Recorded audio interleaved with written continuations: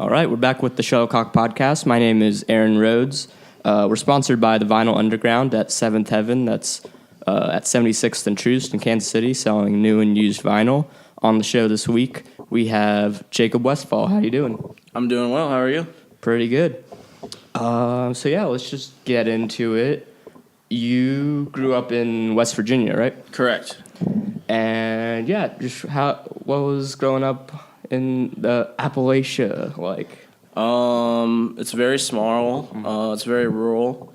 I grew up on a farm, so I did 4-H and FFA pretty much like my entire life. So a lot of that was like a big part of my growing up. So were you on a farm yourself, or?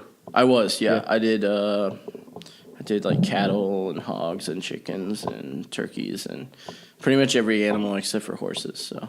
And like you were kind of like doing that kind of stuff until you moved out, or were you? Yeah, pretty much. And that was like going hand in hand with me, like going to shows and stuff. So I was like busy all the time from like 8 years old until now. So yeah. Yeah. Sorry, I was late. I was feeding the hogs. Like pretty much straight up. Like getting up like super early to like help my parents or. Just like stuff like that. Do you think that's part of like why you are so stoked when shows are over so early? Like, are you just kind of natural? Like, you're kind of taught to be an early riser? Yeah, I think so. Yeah. And also like growing up, like since I didn't grow up in like a big city, all the shows that I went to started at like 6 o'clock and were over by like 10. Mm. So like going out of town for shows when I was like first being able to like. At like 16 or something, going to a show and it being over at like 11 and having to drive like 3 hours home, was like, man, this sucks. So I think that's where I'm like, I like when shows end at like 11 o'clock and I can be home by like 11:30 or whatever. So, where were you driving out to go see shows when you were like a teenager? So I'm from Parkersburg, West Virginia, which is it's like the most western part of West Virginia, close to like Ohio. So I would go to like Columbus, Cincinnati, Pittsburgh was like 2.5 hours away. Occasionally we would go to shows in like Richmond, which is like 5 hours away. So I was like constantly traveling for shows just because like I was from a very small place. So unless I was booking shows or like friends were booking shows, you had to travel to see like bigger touring acts or whatever, like bigger like hardcore and punk bands. So yeah, what kind of bands were happening in Parkersburg? So when I started going to shows when I was like 13, there was like a little bit of everything. So it was like lots of like indie and like post-punk stuff. And then also there were like hardcore and like metalcore bands. So it was like bigger, like bands like Bane and like Terror and like Norma Jean and stuff were like really popular. So those were like what everybody was like trying to sound like, you know? And since I was from a smaller place, that's like what other bands wanted to sound like. And then on the other end of the spectrum, I also liked stuff like Sonic Youth and like Jimmy Eat World and Weezer and stuff. So a lot of people there were like doing bands like that. And since it was so small, everybody just kind of like supported everybody and liked all the stuff. So there was no like, there wasn't like separate scenes like there is here, or here like there where there was much more just like this is where you go to a show, and it's just like 6 or 7 bands, and they all sound different. So there's an indie rock band playing after a metalcore band playing after a singer-songwriter, probably. All the time, yeah. And the shows I went to were always in this like park pavilion in the middle of the city. And the city I grew up in was like 50,000 people, which is like the third biggest city in West Virginia, so it's super small. Just to put perspective in for that. And then, so there was like this weird like giant like convention hall, and they would have like bands set up like separately in the room. So like one band would play, and as soon as they would finish, the other one would. So it was like this square, and there'd just be like 3 bands set up, and it would just like rotate. So it'd be like you'd think like 8-band show, but it was like super quick because all the bands were like set up already. So yeah, it's cool. You think you would book that kind of show if you had the room in Kansas City? Probably so. Yeah. Like especially if it was like a bigger show or something. If one band could end and the other one could start, that'd be awesome. So yeah. Yeah. So what kind of bands were you going to see when you were like traveling out of town to go do that? Mostly like hardcore and punk bands. Like we were talking about like earlier, there's like a festival called For Real Fest that happened in Athens, Ohio, which is like 30, 40 minutes from where I'm from. And they had like a really big like DIY punk scene. And I saw like one of the first like Harm's Way tours, and like on that same show, Lemuria played. So it was like very early on Lemuria, and then very early on Harm's Way, like playing the same show. Like Coke Bust and like Magruder Grind played, and like it was like that whole area was like there wasn't like any like division or anything. It was like all the same stuff. So it was just like all these national acts playing with like other national acts, but they're like completely different. Because now you wouldn't see like Harm's Way and Lemuria touring together or something. So. Yeah, sounds like a really like kind of unadulterated East Coast Midwest like DIY. Yeah, for sure. Especially being in like West Virginia, Ohio, it's like there's not really a place. We're not like East Coast, but we're not Midwest either. So you just kind of get like best of both worlds, you know, because it's like close enough where you could go there if you're like on tour, but it's also like not out of the way either or whatever. So.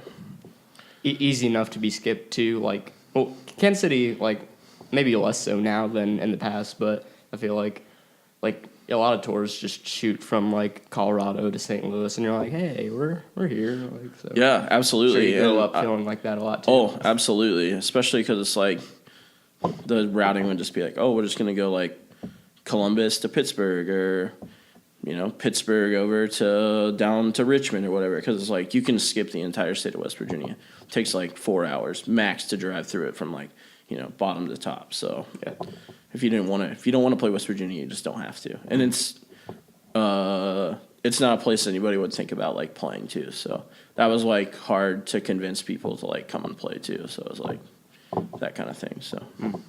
And was like loud rock music something that you were kind of raised on, or something that came on actually later? Completely opposite. Yeah. So like since I know you're kind of a country guy, at least a little bit. So yeah, I definitely am.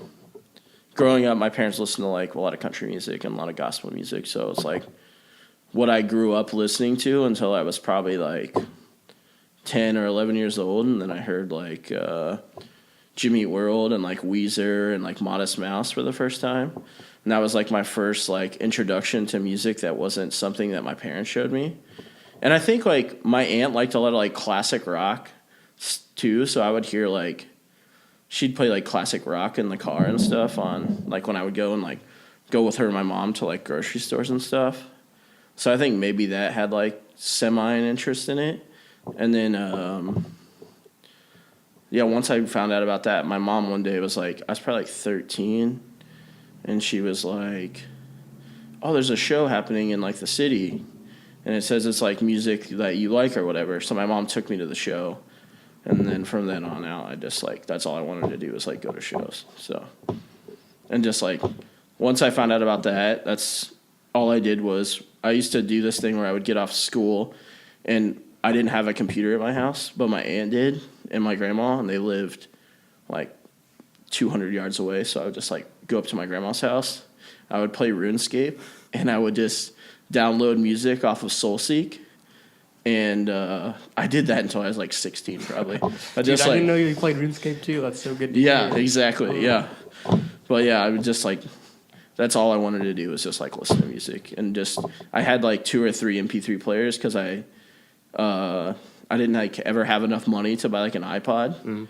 So I would just buy like MP3 players and just have like tons of songs on it. So I would just listen to like, you filled up like 3 really like kind of cheaper MP3 players. Oh yeah, and, for like, sure. Switch through them. Yeah, exactly. And were they all kind of like iPod Shuffle style? Like you can like look at a screen. Yeah, like my first like 2 I think I had were like the iPod Shuffle. So it would just be like, 500 songs on this thing, and it would just be like this one. Oh, I don't like this one. Yeah, like I don't want to listen to this right now. I want to listen to like this instead or whatever. So like that was my first couple, and then I finally got one that had like a screen that I could like pick what I wanted to listen to. So, but yeah, I've always like liked everything or whatever you want to say. So I was like always interested in like one style of music, and also interested in like hardcore punk and metal music. So I never really saw like the point in being like one thing. So. I always do like hearing people's like kind of early internet or like pre-internet like music discovery stories, because that's always fun to me. I mean, maybe it'll still be interesting to hear people talk about like the streaming age later on, but like for some reason I feel like it might not be quite as interesting. Maybe it's just because it's happening right now that it's not interesting to me. But who knows? You know? Yeah, I was gonna say too. The other like pre-internet thing for me was before I did SoulSeek when I was like 14, 15, 16. I went to like a couple shows when I was like 13, and they would happen. So there was this like booking company in Parkersburg that was just like all DIY people, but it was called Project Active Media, and they would just like book some. There'd be like one out of town band maybe, and then it would just be like 5 or 6 local bands. And I went to a show, and I don't even remember still how I got it, but I had this giant booklet of CDs, and it had like everything in it. It was like Terror, Bane, like Norma Jean, and then I'd have like a Nirvana CD, Sonic Youth, like Jimmy Eat World, like just stuff that I wouldn't otherwise like really had gotten into. So I just had this giant booklet of CDs, and I remember I used to just put it in my backpack and take it with me to school with my CD player, and I would just like, that's how I listened to music until, and like the kids that I like made friends with at shows, we'd like burn CDs for one another, and that's where the whole Soul Sync thing came from. So, yeah. I definitely grew up with a lot of burnt CDs. I think my dad would kind of, like, even before I was like a teenager, my dad would like LimeWire them and burn them for me. I'm like, so then he taught me how to go on LimeWire. And then I downloaded way too much stuff and probably gave my computer a virus. Definitely did that. I think I've ruined a lot of my dad's technology by just going crazy with it. Oh, yeah, absolutely. I was going to say, I didn't know that Cro-Mags and Agnostic Front were two separate things until like I was probably like 17, because when I was like 14 and downloaded those off LimeWire, they were all like marked incorrectly, you know? So I was like thinking they're like the same thing for like ever, so.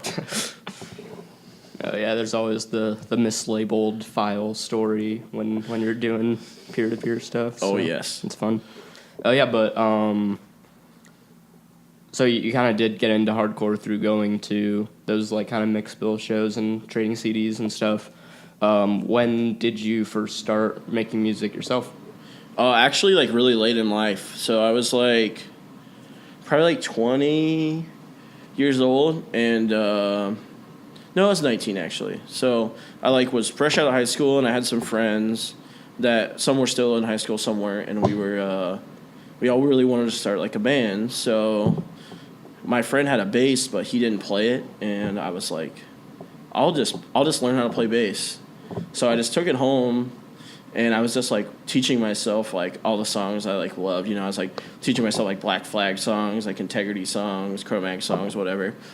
And I was like, man, this isn't really that hard. So I was like, I'll just start writing my own songs on bass. So I was like writing these songs, and then eventually we just like got some guys that I like went to school with that like kind of like hardcore music, kind of like metalcore stuff or whatever. So we just like started a band, and that's like how I started playing music. And that's the evolution just keeps going after that. It's just like I wanted to start a band, and we didn't have a drummer, so I just taught myself how to play drums. And then I wanted to play guitar in a band because I wanted to be like a specific sound, so I just taught myself how to play guitar. So, what was the name of that first band that you did? It was called Enlighten. Don't look that up. You probably can't find it. So unless you're a true West Virginia head from Parkersburg, you probably haven't heard it, and you probably won't. So. And I know like another one that you were in was called Nature of the Beast. Yeah, that was a band I did like right before I moved to Kansas City. So that was like almost 5 years ago now. So yeah, that was a straight edge band. Yeah, it was a straight edge band. Yep, that was the band like I said, I did right before I moved here. And so there were like a couple like in between that first band and Nature of the Beast, probably. Or yeah, so like I did Enlighten, and then we just like just kind of stopped playing, and we just broke up. And then there's like another band. There were some guys that were from Ohio, and like I said, I lived super close to Ohio. And they played in this band, and it was, I can't remember what they were called at first, but it was like a really bad name. So my friend Eric, who sings in the band, who sang in the band, he hit me up and was like, hey, we need someone to play bass. Do you want to play in this band? And I was like, I'll play in it if you guys change the name. That's a great stipulation. Yeah, exactly. So They changed the name, and it just ended up being like something. It was just like called Misfortunes. It's just like a generic band, but it was just like it sounded like Converge and like Disembodied and stuff like that. Better than having a corny name. It's like Precisely. Boring name, better than corny name. Agreed. And so we just like, and we also liked a bunch of other stuff like we liked like a lot of like post rock stuff. Like we liked like ISIS and stuff like that. So we combined elements of that. So there's like lots of effects and stuff. So that was cool. But I think that's that's pretty much the only stuff that I like actually played shows and I like really enjoyed doing. So it was like 3 bands that I did while I was in West Virginia. So And so what prompted the move to Kansas City? So I was dating a girl at the time, and I had visited here quite a bit. I think my first visit here was like almost 6 years ago now, and I just like really liked it here, and we had been together for a while. So she was from here, so we were like, all right, let's make the move. So I moved here. We ended up splitting up, but I really liked it, so I just stayed, and the rest is history. So, what made you like the city so much on like your earlier visits? I think I liked it because it was like, it still reminded me of home because everyone here is like really kind and no one has like a big ego or anything, but it's also like big enough where like stuff happens. So it's like, I no longer had to think about like, cause music is just like the biggest part of my life and always has been.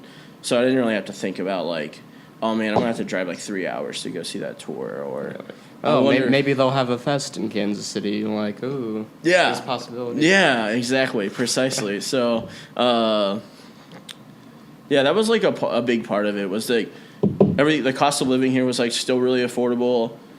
Everyone was super nice. I could get a job pretty easily. I had a few friends before I moved here, and then I don't know, just kind of made sense. I always liked like a lot of the Kansas City bands from like seeing them out of town, so it just kind of made sense for me to move here, so. And so what are like some of your biggest like takeaways after living here for a handful of years? Kansas City is the most underrated city in the Midwest. In every like viewpoint, there's tons of good food here. There's tons of good coffee. All the shows here are awesome. Everyone's super nice. There's some of the best bands in the Midwest are here, but no one seems to pay attention for whatever reason. And then I don't know. Everyone's just kind of, there's like some like brotherhood, sisterhood kind of thing here too. It's like everyone kind of like puts on for themselves, but also there's a lot of like brewing. It's like everyone's constantly working to try to make something better. Is when I say that. There's not really too much ego or anything, and everyone's just like down to like help each other, go to shows. Even if it's not like a show someone's like crazy about, if someone's playing it they like, they just like go to the show, So that's why I like Kansas City. Nice. And so I know you're straight edge personally. So like I don't know, do you have much story behind when like how you became straight edge and how you've maintained that? So it was like, I started going to shows when I was like 13, and like immediately found out about straight edge just because there was like almost all the kids that were like into hardcore and metalcore stuff were straight edge. So I was like, I don't even know what that is. So I was like started reading about it online and stuff because there was like still like Zanga and like LiveJournal and stuff where people would like talk about it, and there's like random blogs. Like I can't remember what they would have been. It wouldn't have been Blogspot. It would have been something like that. But we were just like talking to somebody, and they were just like, yeah, it just means I abstained from doing like drugs and alcohol. And I was like, okay, I do that. So it just kind of like made sense. I like really thought about it before I decided like, yeah, I'm going to call myself straight edge because all the kids in my school would definitely like, pick on me for like that kind of stuff. So it was like, it just made sense. And then the other thing was like, I have like family that have like either died or have like lost themselves due to like prescription drugs or alcohol abuse or whatever. So just kind of made sense. And then my dad actually, he when I was born, he made like a promise to himself that he was like never gonna drink or do anything like ever again, and he just doesn't ever. So it was just kind of, I've never was around that to like, I never had the temptation to want to do it, and I was just like, yeah, that's not for me, so that's why. So. And do you think that, like, Kansas City versus West Virginia, do you think there's, like, much more of, like, a drinking or a drug culture out there rather than here, or do you think it's the opposite? I don't really know, honestly. Like I said, like, there's definitely, like, heavy drug culture in West Virginia, because the sad, like, fact of the matter is that whenever you live in, like, a rural state like that, it's, like, cheap coping mechanisms are, like, you know, to drink, do drugs, you know, And abuse, you know. The opioid thing's probably kind of bad out there, too. Huh? Extremely bad. And prescription medicine, obviously, is really, really bad. So, yeah, it's just like a cheap release, you know. So when you live in a city that's, you know, even smaller than where I'm from, and you live in the mountains and stuff, and the only jobs there are coal mining jobs, it's like very easy for people just to slip into, you know, abusing, doing meth, opiates, prescription medicine, so on and so forth. So, yeah, I would say that kind of stuff. I mean, I'm not super familiar with the drug culture and alcohol and stuff like that in Kansas City, but I would say they're probably on par with one another. So, but that didn't really have a decision making factor for me to like decide that I wanted to be the straight edge, because there was like, you know, alcohol or drug abuse in West Virginia. It just kind of just like, oh, this is for me. And that's what it's always been about, too. I have tons of friends who, you know, drink and smoke weed, you know, do whatever they want to do. And I've never been a person that's been like, yeah, I can't be friends with you because of that or whatever. I just want my friends to do what they want to do and be safe. So, yeah.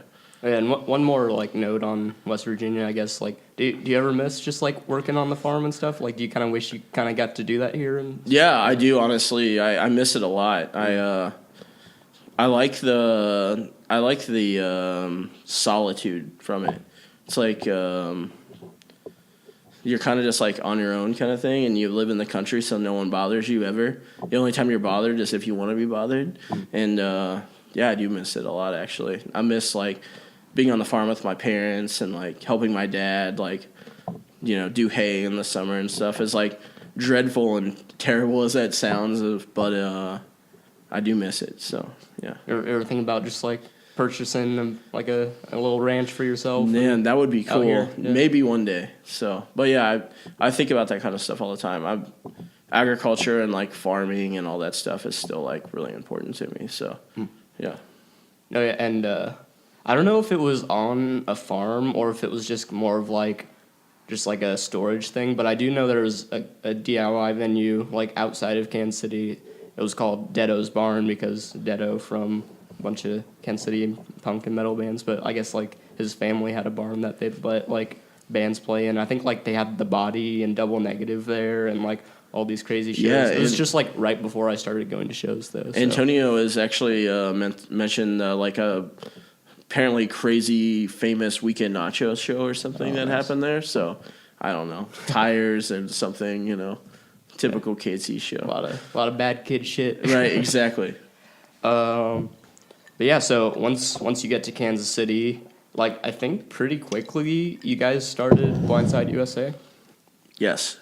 So I moved here, and the only person I really knew was Antonio, just because we had been friends for like a few years before that because of like Spine and Sorry Excuse, and I immediately met Alex, and we just hit it off, and he was like, "Hey, I can actually get you a job with me working at Guitar Center," and I was like, "Okay, cool, that would be awesome. I don't have a job yet," so started working at Guitar Center, and Alex hit me up and was like, "Hey, I really wanted to do this new band. I have 3 songs written for it." And I was like, "Cool, I have 2 songs written." Just like stuff that I had just been writing at home or whatever. And that was pretty much the birth of Blindside. I sent him the songs like via like a voice recorder or whatever to his phone. And Alex is like an amazing musician, so he just like figured out what the songs were on guitar, and then he like tabbed them all out. he was like, yeah, I want my friend David to sing. And then I'd only met him once before that at the first Midwest Blood because he came a spine. And we were trying to figure out somebody else to play bass. And Alex was like, hey, I know this kid named Max. He plays in like other hardcore bands in the outside the city, but he'd be like a really good fit to play bass. So I was like, cool. So we just had made this Facebook like group chat, and Tunk sent the tabs for each song and like these like garage band demos of the songs to everybody, and we all just learned each other's songs. And like the first practice, we all had like our printed out like tab books and stuff, and we're like learning these Blindside demo songs. So yeah, that's pretty much like what. And when I moved here, I told myself, I was like, I'm gonna wait to like start a band, and then within like a month, I'd already we were already practicing Blindside. So yeah. And that beginning kind of sounds like even more like industrious than like most bands are. I feel like everyone just kind of gets together and they're like, oh, okay, does anyone have any ideas for a song or something, I guess? Like, this would be cool. But like you guys like came ready, you were like, oh, I have this song, like I have this song. Yeah, and that's I think that's just why the group of people that we have just keep doing bands together is because we're all very like, we're just always all playing or listening to music. So it's like, oh, I have a riff, I have a song, and usually it's like songs. And like, I know like Max, Alex, myself, Dan, Dave, we're all like very meticulous about how we write music. So we might write a song like a month ago, and then it could go through like 6 or 7 different changes before you get like the final product. Then we bring it to practice and just like paste it all together pretty much. So. Do you have like a very specific writing process for yourself? Or? Yeah, I would say so. It's more just like I'm just like sit down and play guitar or whatever, and I'll just write a cool riff, and I'll just try to like build off of that. And sometimes I can't write anything off of it, so I'll just kind of like store it in my head, or just like record it on my phone, and I'll be writing another song, and the riff somehow will fit perfectly. So it's like a lot of subconscious stuff like that. So. That's usually how I write. It's like, and I try to break it up and try to push myself, make myself think of like different ways to start songs or different rhythms or whatever the case may be. So, and yeah, so like, what were like do you have any like favorite moments that really stick out from like being in Blindside, like specific like records or tours and dates you went on? Honestly, I don't have like. I have way fewer bad moments with Blindside than I have any other band I've ever been in. Just trying to think of like really cool stuff that's happened. These are just like little facts that I would want to know if somebody was like asking questions like this. But there's like we did this Midwest tour that was supposed to be with a band from Texas, and they ended up dropping like a couple days before. And we did this like Midwest run of shows, and we kind of went into the shows thinking like, yeah, this is like our second tour, no one's gonna care. And we were doing like a breakdown cover on the tour, and for whatever reason, the Midwest knew the breakdown cover better than anyone on the East Coast when we did like the tour later, which was really cool. And I think we had like our promo songs out by then. And I remember this like very specific moment. We were playing in Grand Forks, North Dakota, and it was like tons of young kids there, and it was like super sick. And we were playing Chained Relief off of the promo song, and Alex did this like snare roll into like the second part, and it like struck everybody so well that when we recorded the 7-inch version of it, we like made it like that. So. That's like, I don't know. Those are like memories that I'm thinking about right now. Oh, but North Dakota though, like I guess like is playing like smaller towns and like kind of going like off the beaten path something that you think you're really into? I am. Yep. I'm really into it. And probably comes from like kind of growing up out of the way. Yeah, agreed. And I think that's like I think that's why I'm more prone to wanting to do stuff like that is because I know that there's been bands that have come through that probably think like, oh man, West Virginia is going to suck. And then they play that and the show's like awesome. So I think that's why when I do get hit up by people that are like, hey, you should come play, Grand Forks, North Dakota, or on this last tour we did before we ended the band, we were supposed to play in Wilkes-Barre, Pennsylvania, and the show just wasn't working out. And a guy hit me up and was like, hey, I live like an hour north in Binghamton, New York, and I'd love to do a show for you. And I was just like, yeah, let's do it. That sounds great. And that show ended up being like one of the most fun shows of the tour. So it's like, so bands that tour, if you get hit up and the show seems like it could be cool and you're just already out, you should just do it because it could be like the coolest show of tour, Yeah, So, I think that's like a common theme when I do like talk to anyone from like hardcore bands and stuff. They're like, oh yeah, we played this like crazy small town and it was the best show of the tour. Like, and I feel like it's probably because like those kids don't always get the biggest shows, so like they'll go off for like any chance they get. So exactly, and that's the thing too is like if you have someone that cares about your band that wants you to play there, that's way more important than playing like somewhere cool where like a person might kind of care about the show and like 10 people come, or you could play a show where there's like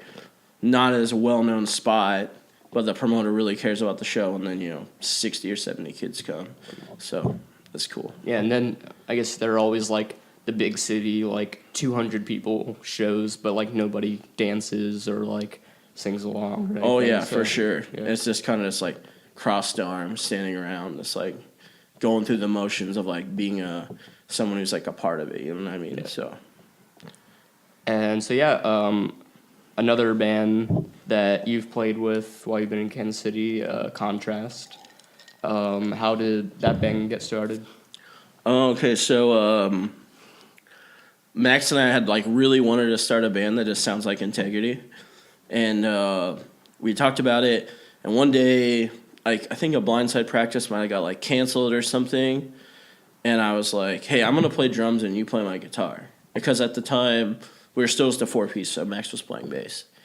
So he just like picked up my guitar, and we wrote the intro. I think like the first thing or something like that, and I was like, man, I really want to we should start a band like this and ask Antonio to sing and see if Taylor, if he will play bass, since he hadn't played a bass in a band since I think like Sorry Excuse. So we just kind of like formed like that. And at the time before, like a couple months before that, we had been trying to do a band with our friends, Max Tolberg and Daniel. And Daniel was in Sorry Excuse. And Max is in Altered Beast. And we were trying to do it with that, and it just wasn't like working out or whatever. And Antonio was going to sing in that. So it ended up being is that Daniel and Max did No Quarter, and then we all did Contrast. And then, so we did that for a while. We weren't very active this past year, just for like a number of reasons. And then Blindside was pretty busy, so I right, guess that kind of exactly. So Blindside was touring a lot, and whenever we were trying to do Contrast stuff, it like wasn't working out, and Spine was like getting ready for their new LP, so they were also pretty busy. Antonio, so Taylor ended up leaving the band, so I moved to bass, and Dan, who played in Blindside, he moved to drums, and we're actually recording 2 songs for a split record on Wednesday. So awesome. Yeah. And is this tour you're going on with Devil's Den and Contrast, is that the first tour for both of those bands? Or? It is, yeah, actually, yeah. It's that'll be the first time Devil's Den has left Kansas City, and it'll be the first time Contrast has ever gone on tour. So nice. Oh yeah, because didn't Contrast play like a fest show like this year or something? Oh, that's right. I forgot about that. Yeah, that wasn't like a full tour for that band. No, yeah, we just so Blindside, Contrast both played Midwest Blood in February, and Contrast played the pre-show, and Blindside did as well. But Contrast played the pre-show. I forgot about that. So yeah, so we've never done a tour, but we have played out of town a couple times. So yeah, nice. And what's the Devil's Den process been like so far? Oh, it's really good. So Devil's Den is just like the band that was like in the ashes of Blindside, pretty much. Yeah. And it's been really good. We had So like Max and I, of course, just like sim processes Blindside. We both had songs written. And all the songs that Max had written actually were not going to be Blindside songs, and I had one that was written that was a little different. So we just kind of talked about it, and we're just like, yeah, we should all do another band together because we all want to tour and we want to go out and stuff. So we just started Devil's Den immediately, recorded the demo like the week after the last Blindside show, and then we just kept the wheels turning. So. And then we're like writing more music right now and stuff. So yeah, not too much downtime at all.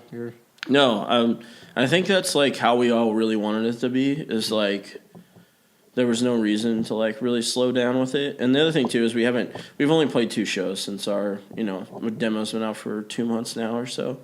So we just and Blindside was much different in that aspect. We put out a demo and we played like 10 shows in like 3 months. It felt like so.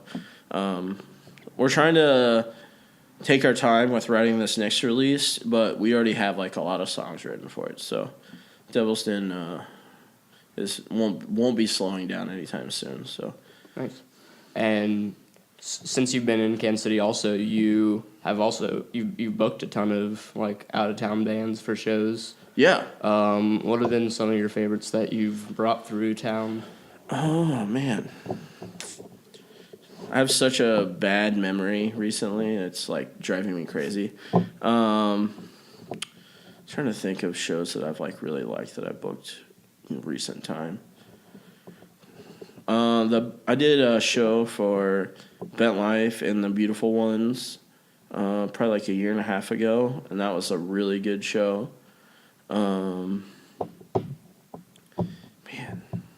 That was the loft in the West Bottom. Yeah, it was. That was kind of a cool spot for. Yeah, really, really cool. I love that spot. I wish that we could still do shows there. Man, I'm trying to think. I have such a bad memory. I'm trying to think of what I booked this year.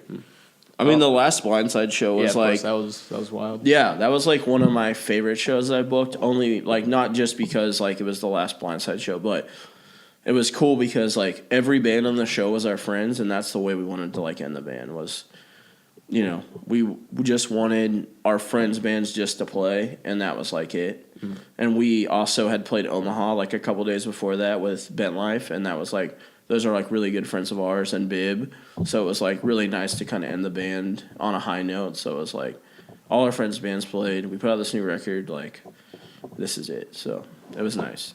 That's probably my favorite show that I've probably ever booked, honestly, is just that last show. Yeah, that was one of my favorites I've been to this year. Probably one of my favorite hardcore shows. So I would agree. That was a blast. Yeah, but there's been like so many shows this year that have been like sick that I didn't book. So and I like that even more. That then I can just go to a show and just like hang out and just enjoy myself. Yeah, I'm sure anytime like there's a big show that comes through you're excited about and you don't have to book it, you don't have to play it, you're just like, there we go. Seriously, it's so awesome because then I don't feel like obligated to anything. I can just like, cool, I can just go to the show, hang out, pay my entry fee, and just like enjoy the show instead of have to like worry about all the like logistics stuff of it the entire time. So, yeah. Awesome. Did you ever like book the shows yourself when you were playing in West Virginia? Yeah, I did. Yeah. I booked a lot of shows actually. I had some friends named Jared and Justin, and my friend Mike, who's still a really good friend of mine. They all booked shows, and I was probably like 18. No, I was younger than that. I was still in high school, so I was like 16. But I was like 16, and my friend Jared and I were like, man, there's not really anything happening because like Project Active Media had kind of gone defunct, and the older guys that were like booking shows kind of stopped, and they like moved away. So I was like, yo, we should start booking shows. So we just booked some bands from like Columbus to come down and play, and then just kind of like took off from there. And then, like I said, my friend Mike, who he was from about 45 minutes away, he like came to Parkersburg all the time for shows, and we just became like incredibly good friends. And he was like started booking shows, so it was like this weird like part of West Virginia hardcore history, I guess, from like 2007 to like probably 2011, 2012, there was like this resurgence of just like shows happening all the time between like Parkersburg, St. Albans, and Huntington, which is all like in the Mid-Ohio Valley. So it's like on the outside curve of West Virginia, on the border of like Kentucky and Ohio, all the way down. But we just booked like so much like crazy stuff. I know at the time there was like the first like Brace War and Mongoloids tour came to Parkersburg, and it was like in a community center, and there was like 100 people there. Trapped in Rice, right when Stay Cold came out, played at the same place. Coke Bus, Line of Judah, and Give played. Gibb's first tour, they played in this basement in Parkersburg. And then there was this venue in St. Albans, Nitro area called the Brick House. And they did like tons of shows for years. And they did like pretty much any bands that were like coming through the area that needed shows, they would play there all the time. So like Have Heart played in Huntington on like one of their first tours with like it was like Rise and Fall, Meltdown, Verse, and like whatever else was on that crazy tour. I can't remember. So that's like even to get like probably one or two of those shows like in those small towns every year is probably like just crazy exciting. So yeah, to have that many really cool bands come through there must be really cool. Yeah, it was really cool, especially at the time because it was like felt like we were doing like something like really special, you know. So it was like, and it was cool too because like all the shows were always all ages, and like everyone was like, there's no ego. It's just like constantly just people want to like go to shows and buy merch and whatever else, you know what I mean? I was gonna say actually when Antonio and I booked Give and Protester over the summer, that was a really good show.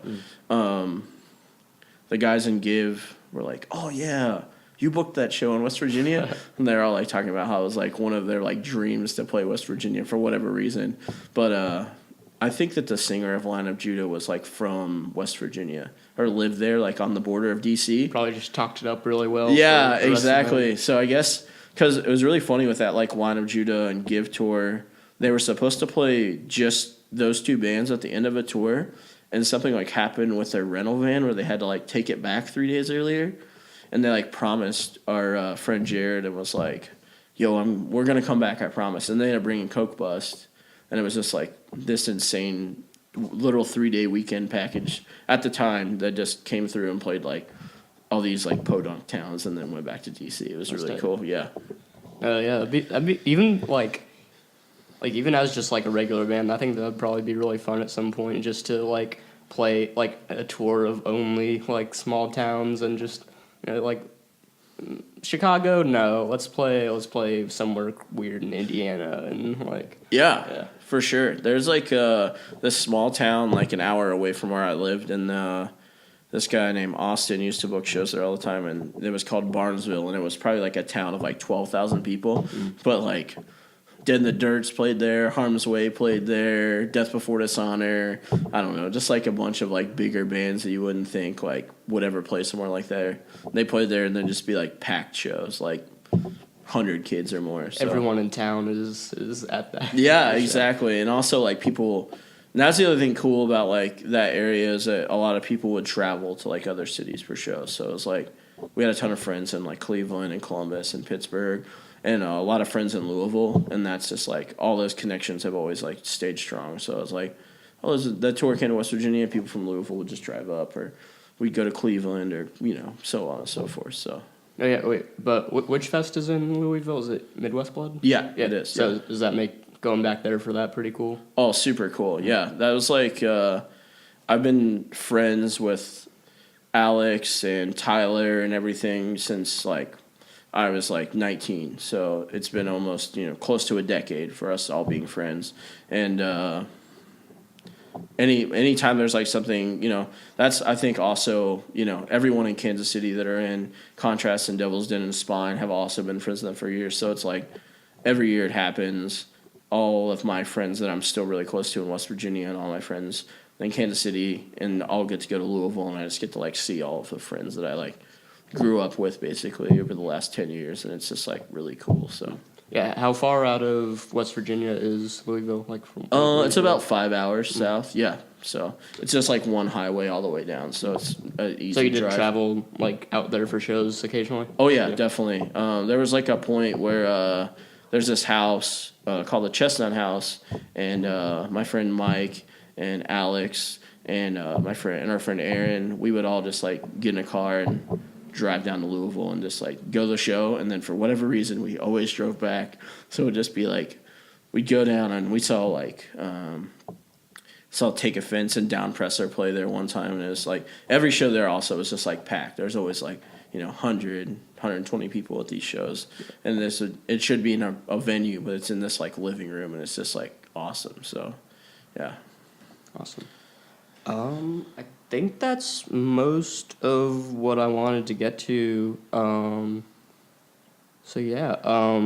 People can visit shuttlecockmusic.com, and there's a web store on there. You can get T-shirts, buttons, and the new zine will be on there soon, so look out for that. There's a Shuttlecock house party happening here on Saturday, December 16th, 2017, and that's with Crystal and Nightcrawlers, so make sure you hit that up, and make sure you listen to the A.D.D podcast with Jason Barr. What should people look for coming up with your bands, and where can people find it online and stuff? So Contrast is putting out a split 7-inch with this band called Constraint from Louisville. Tyler Short sings in that band, and his record label is also putting the record out. So that should be out in like late spring. Devil's Den is we're writing new music right now, hopefully a lot of songs. So that should be out sometime around the same time probably. Mm-hmm. So, Contrast, KC Bandcamp, and Devil's Den Bandcamp. And I'm doing some shows with my friend Antonio. Erupt, United Races, and Permanent Control are playing at Middle East on December 29th. Be there. Red Death, Division of Mine, on Altered Beast, Contrast, Devil's Den are playing at Davies Uptown on January 1st. January 29th, Fixation from Pennsylvania is playing at Revolution Records. It'll be the Contrast Devil's Den tour kickoff too with Mentita. And there's another 6 show that's going to get announced soon. So, oh yeah, make sure be at every one of those shows, please. Thanks for coming on the show today. Yeah, thank you.